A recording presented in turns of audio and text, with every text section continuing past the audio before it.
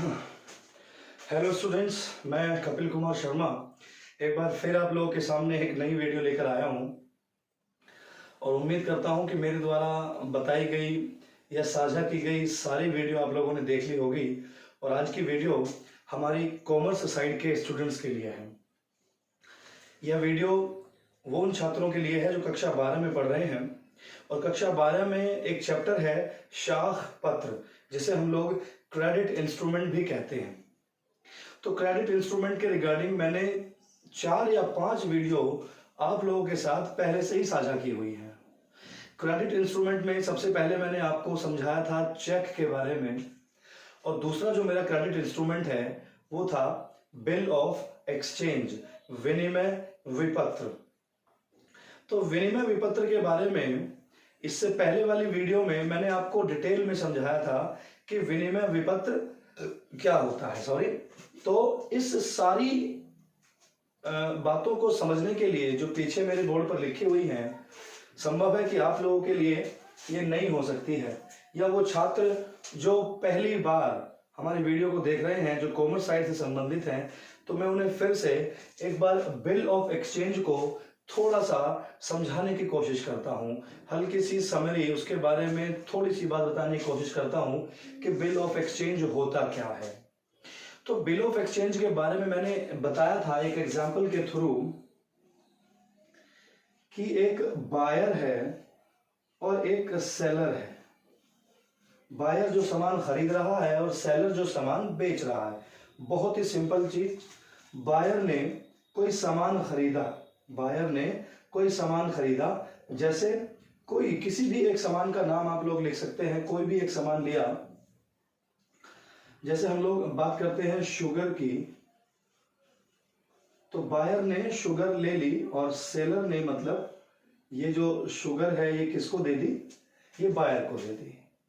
Buyer ने बदले में इसको कुछ रुपए दे दिए, मान लीजिए 100 रुपए मान लीजिए, क्योंकि 100 रुपए की चीनी ली थी तो 100 रुपए दुकानदार को मिल गए और दुकानदार ने उसको 100 रुपए की क्या दे दी? चीनी दे दी। समझ के चलिए, सिंपल चीज है, इसे कहते हैं सेल। ये क्या है? ये सेल है। हम लोगों ने सेल कर दी, सामान को सेल कर दिया गया। सामान को सेल करने के बाद ये वाली जो सेल है इसे हम लोग कह सकते हैं कैश सेल। क्या कह सकते हैं इसको? कैश सेल कह सकते हैं। कैश सेल में मतलब सामान दिया और उसके बदले पैसा दुकानदार को मिल गया, कैश सेल है। लेकिन अगर सपोज करें कि ये बायर इस सेलर को ये 100 रुपए ना देता, ये बायर इस सेलर को 100 रुपए ना देता, तो क्या ये सेलर इसे चीनी देता? संभव है, मना कर देता। लेकिन एक स्थिति और आती है कि ये दोनों बायर और सेलर परिचित हैं, तो सेलर ने इसको चीनी दे दी और बायर ने क्या कहा कि भाई मैं 10 दिनों के बाद आपको ये जो पैसे हैं ये मैं आपको दे दूंगा। लेकिन 10 दिन के बाद इस बायर ने वो 100 रुपए सेलर को दिए ही नहीं। सेलर ने अपने पैसे मांगे तो इसने आंखें दिखा दी कि नहीं भाई, मैं पैसे नहीं दूंगा, मैं दूंगा ही नहीं पैसे, आप कुछ भी कर लीजिए।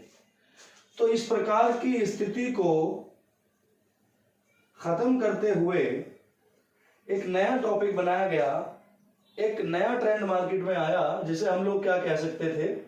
Bill of exchange. इसमें क्या होगा कि बायर सेलर से कोई भी सामान लेगा, उधार लेगा, उसे हम लोग क्या कह सकते हैं? क्रेडिट सेल कह सकते हैं। क्या कह सकते हैं? क्रेडिट सेल कह सकते हैं। क्रेडिट सेल का मतलब है माल को उधार देना। तो क्रेडिट सेल में क्या होगा कि बायर को ये दुकानदार क्या कहेगा कि मैं सामान तो दे दूंगा, उधार दे दूंगा, लेकिन आपको एक बिल ऑफ एक्सचेंज पर, एक डॉक्यूमेंट पर, एक पेपर पर सिग्नेचर करने होंगे, स्वीकार करना होगा, और उस पर यह लिखना होगा या ये लिखा होगा कि भाई मैंने, जो बायर है वो बायर लिखेगा, या जो दुकानदार है वो भी हमेशा दुकानदार ही लिखेगा। दुकानदार ये लिखेगा कि मैंने आज इस व्यक्ति को ये सामान दिया और इसके बदले में दिन निश्चित होंगे, 90 दिन, 60 दिन, कितने भी दिन निश्चित हो सकते हैं कि इतने दिन के बाद आप ये पैसे मुझे देंगे। तो बायर उस बात को स्वीकार कर लेता है और उस पर क्या कर देता है, सिग्नेचर कर देता है। किस पर सिग्नेचर कर देगा, बिल ऑफ एक्सचेंज पर वो क्या कर देगा, सिग्नेचर कर देगा। इस बात को समझने की कोशिश करें। तो इन दोनों के बीच जो उधार सामान का जो लेन देन हो रहा है, उस उधार सामान के लेन देन के पैसे को डूबने से बचाने के लिए, वो पैसा ना मिले, बैड डेट ना हो, तो उस समस्या से निजात पाने के लिए बिल ऑफ एक्सचेंज को बनाया गया। अब आप समझिएगा यहां कि बिल ऑफ एक्सचेंज जो है कितने प्रकार के होते हैं, विनिमय विपत्र कितने प्रकार के होते हैं, इस बात पे ध्यान देना बहुत ही आवश्यक है। तो विनिमय विपत्र के जो प्रकार हैं, types of bill of exchange जो है वो 5 तरह के हैं लगभग। स्थान के आधार पर, अवधि के आधार पर, उद्देश्य के आधार पर, प्राप्तकर्ता के आधार पर और भुगतान के आधार पर। यह हेडिंग आप लोग समझने की कोशिश करेंगे। तो चलिए आज हम लोग बिल ऑफ एक्सचेंज के प्रकार पढ़ने की कोशिश करते हैं और समझने की कोशिश करते हैं कि ये इन आधारों पर या इन हेडिंगों पर किस तरीके से खरा उतरता है। तो पहली हेडिंग है स्थान के आधार पर। मैं फिर से बता दूं आपको कि बिल ऑफ एक्सचेंज कौन लिखेगा, सेलर लिखेगा। तो इसे यहां पे क्या कहेंगे, इसे कहेंगे लेखक। क्या कहेंगे इसे कहेंगे लेखक। जो बिल ऑफ एक्सचेंज लिख रहा है इसे क्या कहेंगे, स्वीकारकर्ता। स्वीकारकर्ता का मतलब है जो उसे स्वीकार कर रहा है। इसे इंग्लिश में ड्रॉई बोलते हैं और इसे यहां ड्रॉवर बोलते हैं। ड्रॉवर बोलते हैं जो लिख रहा है, थोड़ा सा ध्यान देंगे। तो यहां स्थान के आधार पर है कि बिल ऑफ एक्सचेंज कहां लिखा जा रहा है और कहां उसका भुगतान हो रहा है। तो स्थान के आधार पर जो बिल ऑफ एक्सचेंज होता है वो 2 प्रकार से होता है। तो विनिमय विपत्र को हम स्थान के आधार पर 2 भागों में विभाजित कर सकते हैं। पहला भाग है देशी विनिमय विपत्र, इसके पूरे नाम को लिख सकते हैं आप, और दूसरा है विदेशी विनिमय विपत्र। ये देशी विनिमय विपत्र क्या होता है इसको समझने की कोशिश करेंगे। एक व्यक्ति है जो मेरठ में रहता है और दूसरा व्यक्ति दिल्ली में रह रहा है। सामान बेचा किसने, मेरठ वाले ने बेचा। तो सेलर कौन है, मेरठ में जो व्यक्ति रह रहा है, और बेच किसको रहा है, दिल्ली में रहने वाले व्यक्ति को। सामान बेच दिया, दोनों के बीच में बिल ऑफ एक्सचेंज लिखा गया। मतलब बिल ऑफ एक्सचेंज कहां लिखा गया, भारत देश की सीमा में, और भुगतान कहां हो रहा है, भारत देश की सीमा में। क्योंकि लेखक कहां का है, मेरठ का, और खरीदने वाला स्वीकारकर्ता कहां का है, दिल्ली का है। तो इस प्रकार के विनिमय विपत्र को हम लोग क्या बोलते हैं, विनिमय विपत्र को बोलेंगे देशी विनिमय विपत्र। दूसरा है विदेशी विनिमय विपत्र। इसका थोड़ा सा अलग मामला है, ज्यादा डिफरेंस नहीं है देशी और इसमें। समझने की कोशिश करते हैं कि वही व्यक्ति जो सेलर था, जो मेरठ में रह रहा था, उसने कुछ सामान बेच दिया एक व्यक्ति को जो अमेरिका में रह रहा है, जो बाहर रह रहा है। तो लिखा कहां गया, भारत में। उसका भुगतान कहां हो रहा है, अमेरिका में हो रहा है। तो इस प्रकार के विनिमय विपत्र को विदेशी विनिमय विपत्र कहते हैं, जिसमें बिल ऑफ एक्सचेंज के भुगतान जो है देश की सीमा के बाहर हो रहे हैं। उसे हम लोग क्या कह रहे हैं, विदेशी विनिमय विपत्र। और देशी विनिमय विपत्र क्या होते हैं, जिनका भुगतान देश की सीमा के अंदर अंदर होता है, बाउंड्रीज के अंदर अंदर होता है, उसे हम लोग क्या कहते हैं, देशी विनिमय विपत्र। और दूसरा विदेशी विनिमय विपत्र। तो संभव है कि यह हेडिंग आपको समझ में आ गई होगी कि विनिमय विपत्र स्थान के आधार पर कैसे विभाजित होता है। दूसरी हेडिंग की तरफ चलते हैं। दूसरी हेडिंग है अवधि के आधार पर। अवधि मतलब टाइम पीरियड। यहां लिख सकते हैं इंग्लिश में,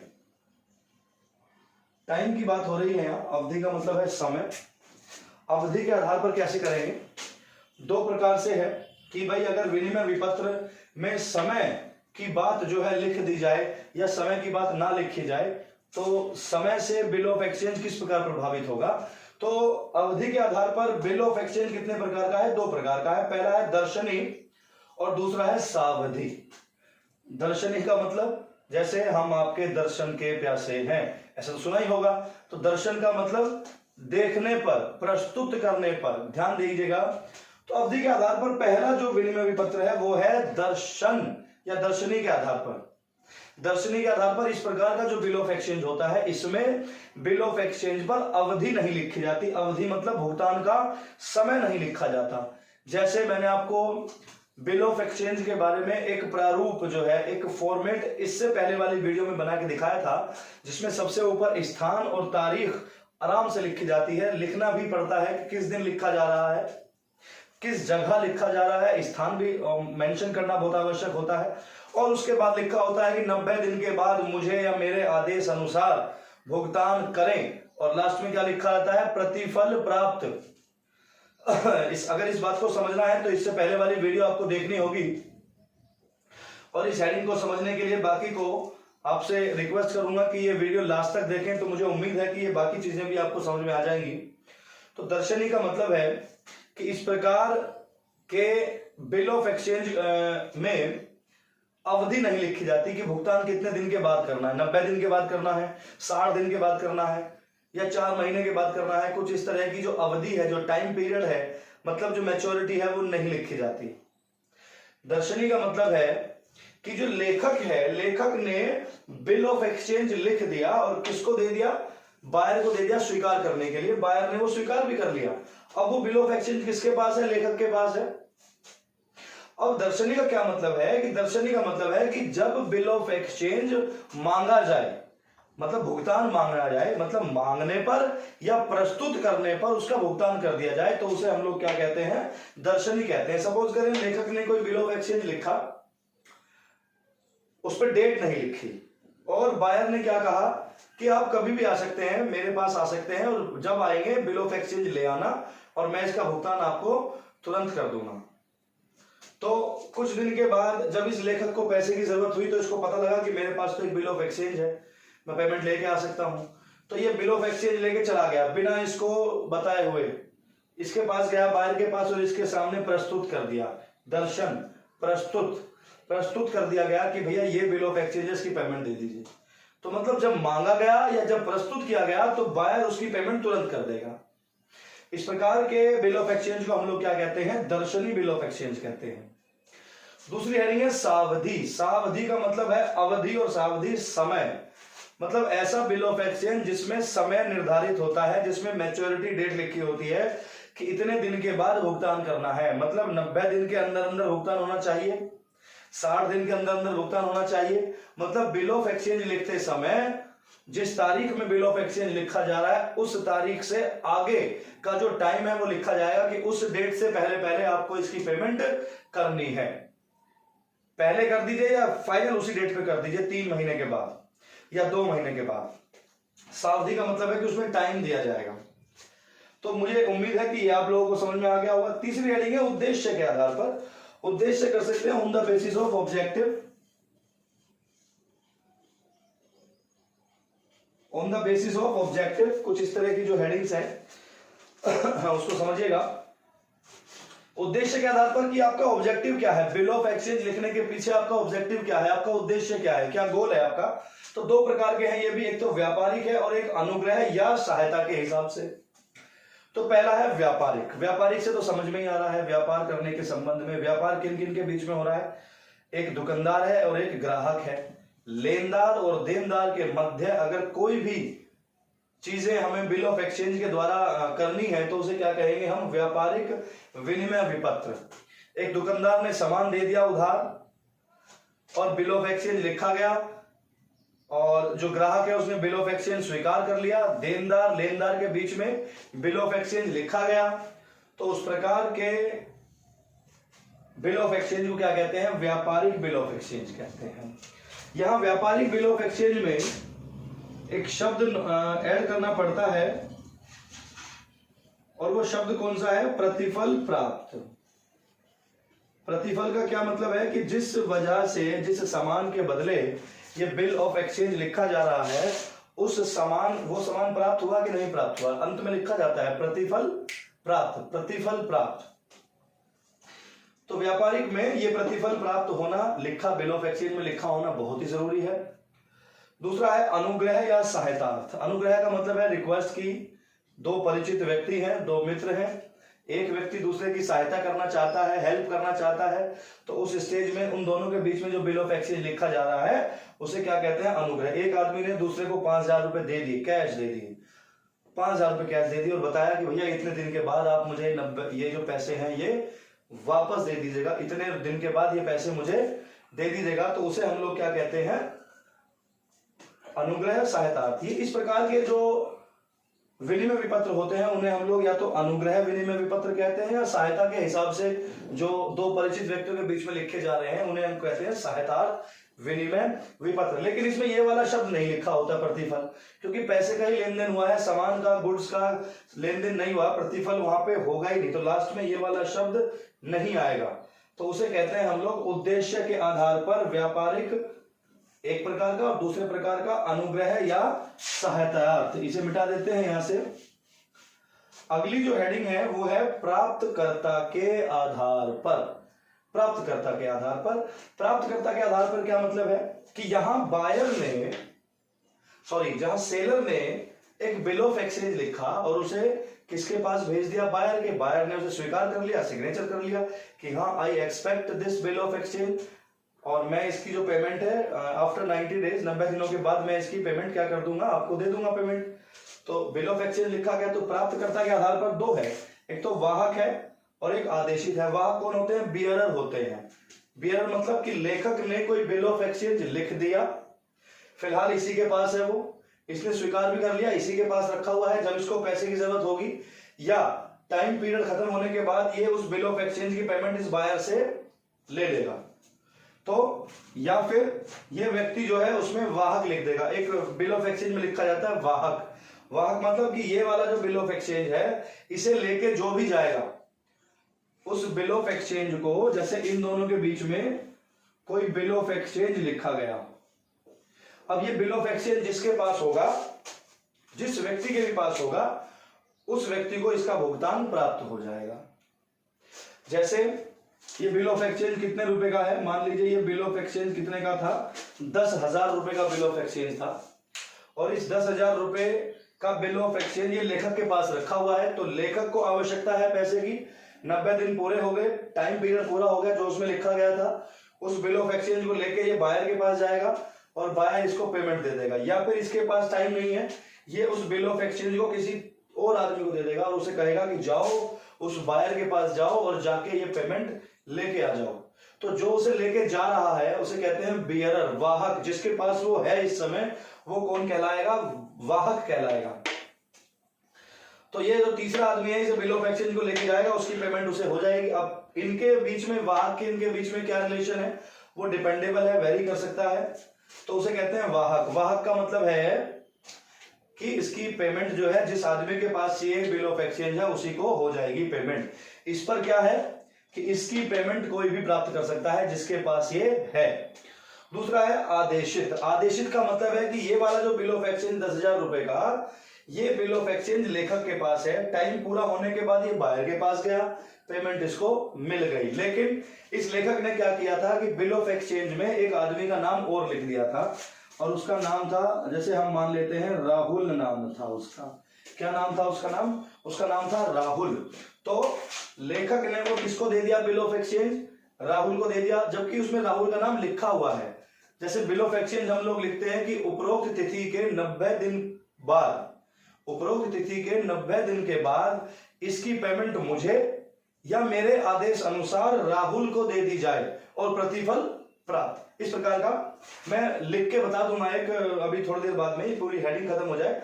तो राहुल उसे लेके जाएगा यहां, तो बायर उसे पढ़ेगा कि हाँ भाई इसमें राहुल का नाम लिखा हुआ है और राहुल ही लेने आया है, वो सब चीजें जांच परख के, और पेमेंट जो है बायर किसको दे देगा, राहुल को दे देगा। तो वो कहेंगे आदेशित, मतलब आदेश के अनुसार किसी और आदमी को पेमेंट।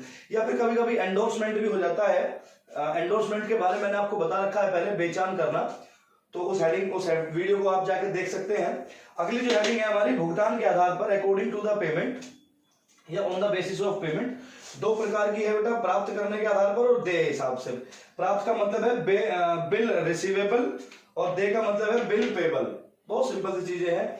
रिसीवेबल का क्या मतलब है कि पेमेंट कौन प्राप्त कर रहा है, लेखक प्राप्त कर रहा है। पेमेंट कौन प्राप्त कर रहा है, लेखक प्राप्त कर रहा है। तो लेखक जो है बिल ऑफ एक्सचेंज लिख रहा है, तो बिल ऑफ एक्सचेंज लिखने के आधार पर, प्राप्तकर्ता के आधार पर, क्योंकि पेमेंट किसको प्राप्त होगी, लेखक को प्राप्त होगी, तो उसे कहते हैं प्राप्य बिल रिसीवेबल। बिल रिसीवेबल किसको होगा, लेखक को होगा। और देगा कौन, पेमेंट ऑफ बिल या बिल्स पेबल, पेमेंट कौन करेगा, बायर करेगा। तो ये इसके हिसाब से लिखा जाएगा।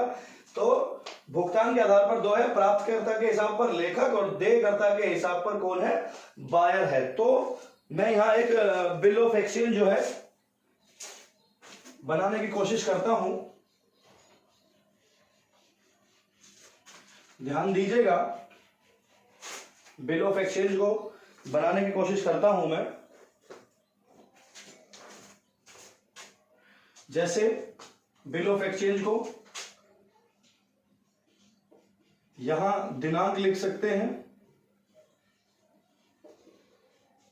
20/4/2020, इसको पूरा ही कर देते हैं। और स्थान लिख देते हैं, यहां स्थान लिख देते हैं, जैसे नोएडा लिख दिया। कुछ इस तरीके से आप नोट करते रहें साथ साथ, जिससे आसानी हो जाए आपको बनाने में और पता भी लग जाए।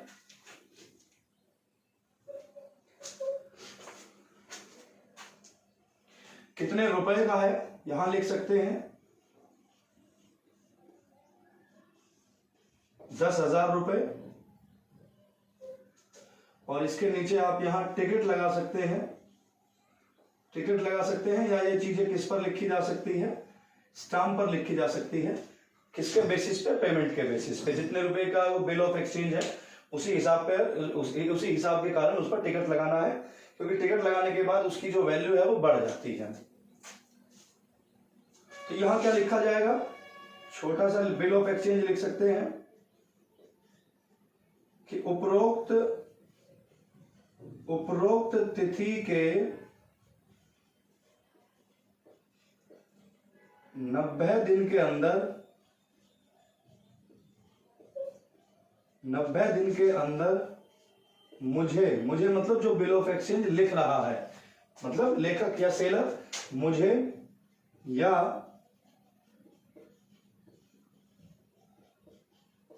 या आदेश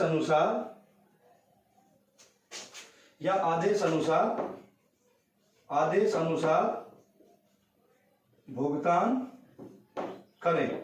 और इसमें क्या लिखा हुआ है आगे, क्या एक शब्द और जोड़ते हैं यहां पे, प्रतिफल प्राप्त। प्रतिफल प्राप्त मतलब जिस संबंध में ये लिखा जा रहा है उस संबंध के हिसाब से क्या होगा, प्रतिफल प्राप्त। उसके बाद यहां सेवा में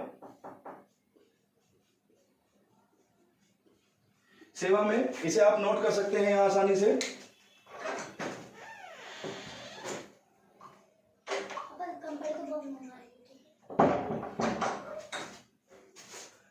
सेवा में किसको स्वीकार, सेवा में यहां लिख सकते हैं हम लोग,